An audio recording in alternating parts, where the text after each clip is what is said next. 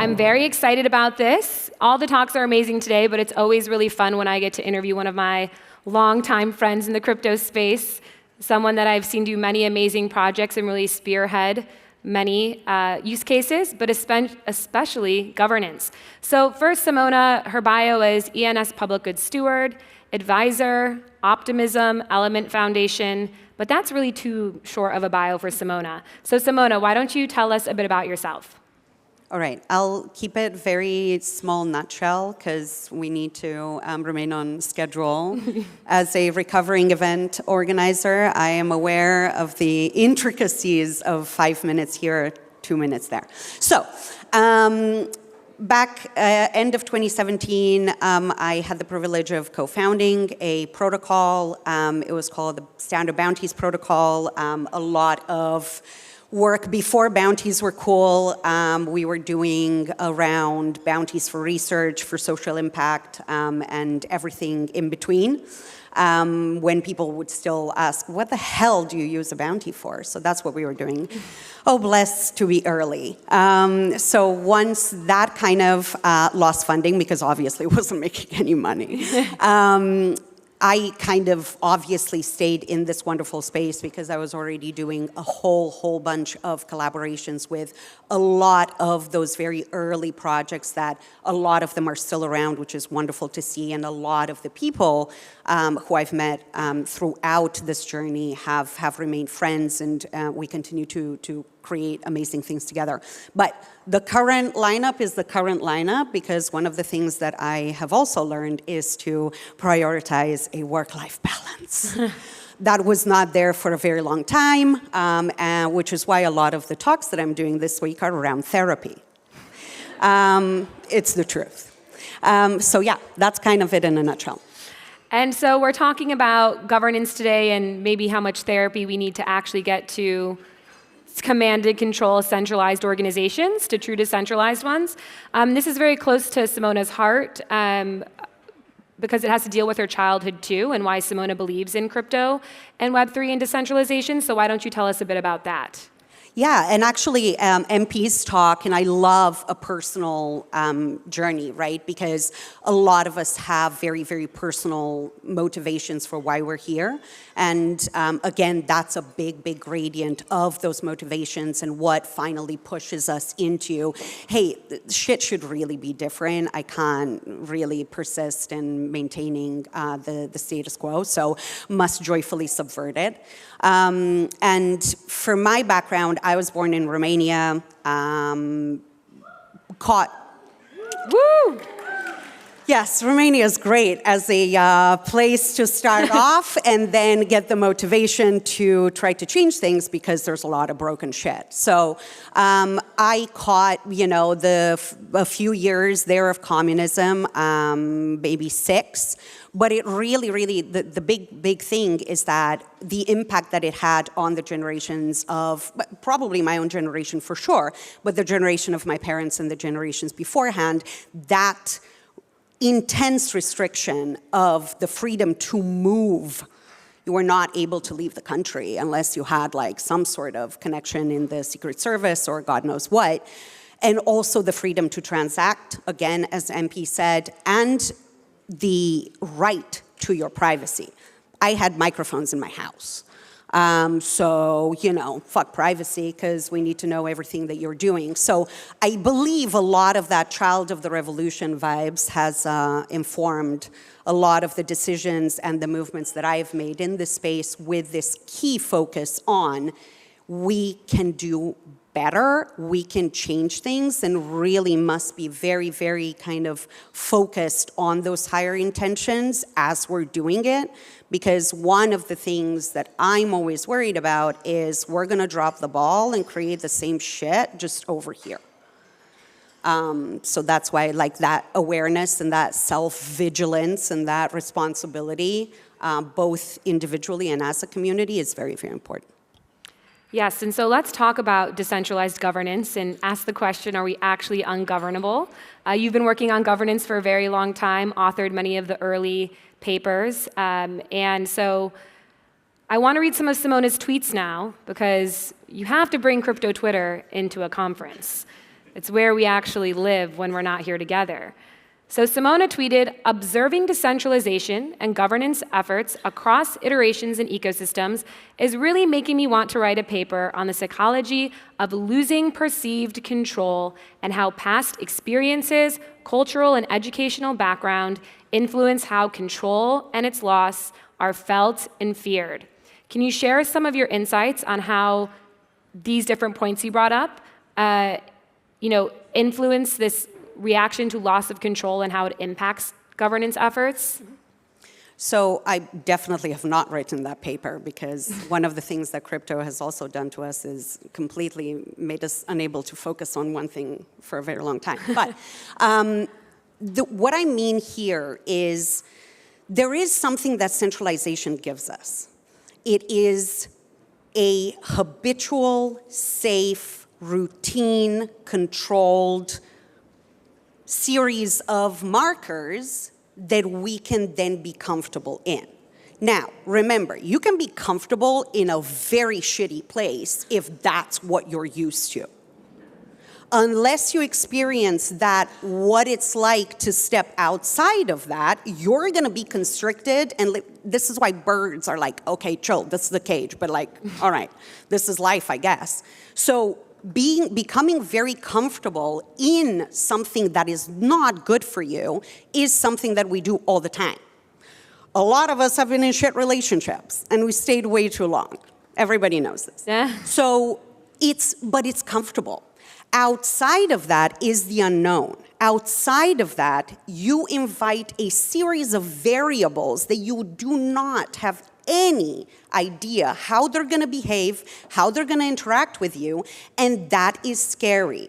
For your nervous system, it's scary because you have no control over it. And for a lot of people, decentralization introduces that.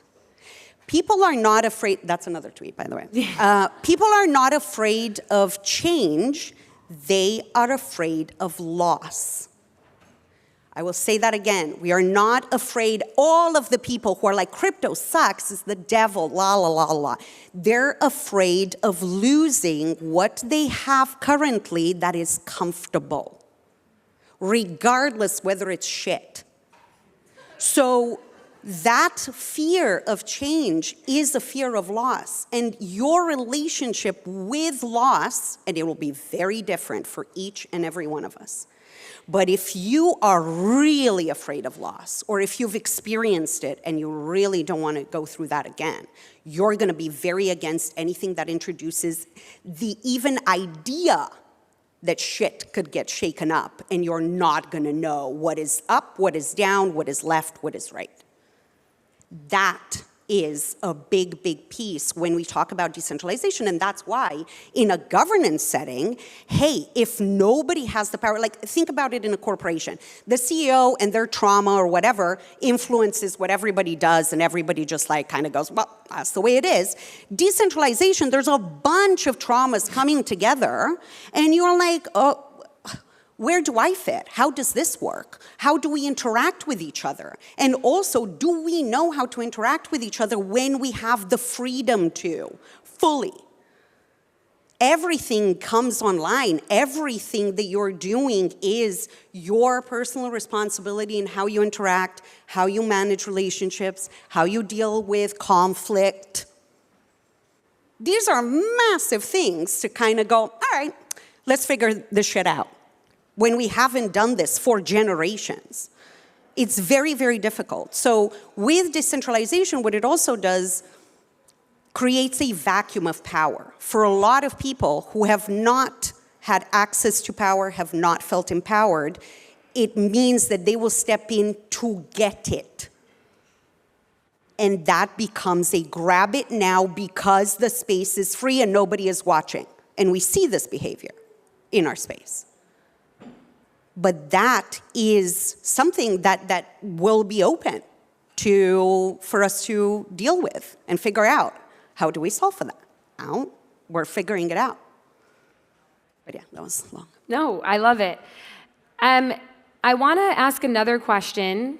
So another tweet of Simona's is we have to stop scarcity being the stars, the defining factor in economic and social relationships. Reciprocity should be, we've been taught and programmed otherwise, but we have to shift it. So that's kind of goes along with this control thing. There's only so much, and I need to have it, and it's mine, I need to control it.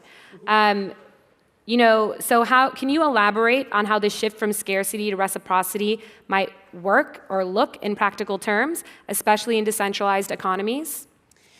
I think this thing with scarcity is a big, big thing, right? And all of the things that we're seeing happening right now in economies and societies does come to a certain extent, I'm not saying 100%, but to a certain extent, from an obsession with scarcity. There's not enough, so I must get mine. Because if you win, I lose.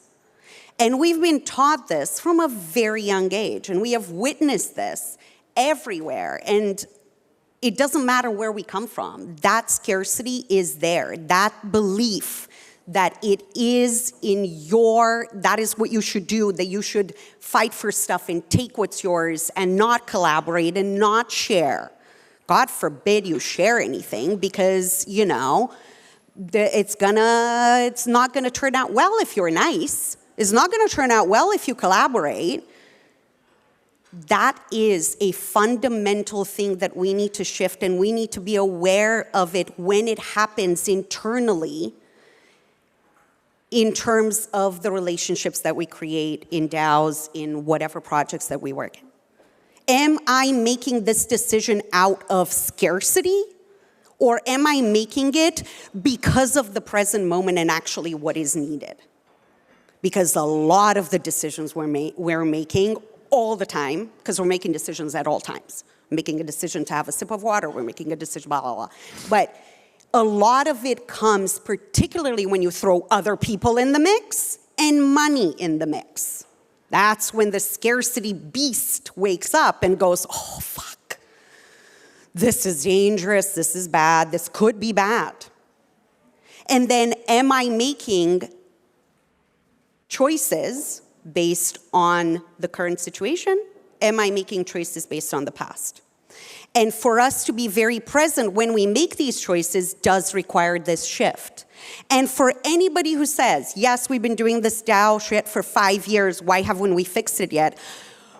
Whoa. These are like intense things that we need to think about after generations of doing it in a completely different way.